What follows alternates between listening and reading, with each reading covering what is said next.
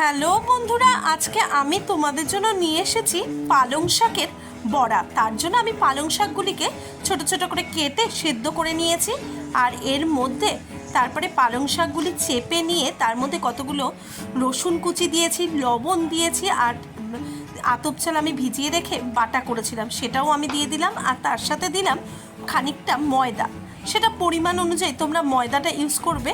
আর তার মধ্যে আমি দিলাম পেঁয়াজ কুচি করে রেখেছিলাম, সেগুলোই অ্যাড করলাম। এবারে দিচ্ছি কাঁচা লঙ্কা, তোমরা যে যেমন ঝাল খাও সেই অনুযায়ী দেবে।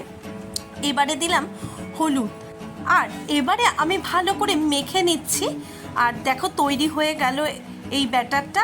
এবারে অল্প অল্প করে আমি তেলে ছেড়ে দিলাম। আমি কিন্তু সরষের তেল ইউজ করছি, তোমরা চাইলে সাদা তেলও ইউজ করতে পারো।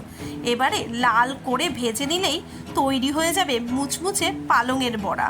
পালং শাকের বড়া এতটাই টেস্টি হয়, এটা গরম ভাতে ডাল দিয়ে খেতে এত ভালো লাগে, তোমরাও ট্রাই করে দেখতেই পারো। আর এই বড়াগুলি কিন্তু কটকটে হবে যদি একটু আতপ চাল দেওয়া যায়। তাহলে তোমাদের কেমন লাগলো এই রেসিপিটি প্লিজ কমেন্ট বক্সে কমেন্ট করে জানাও।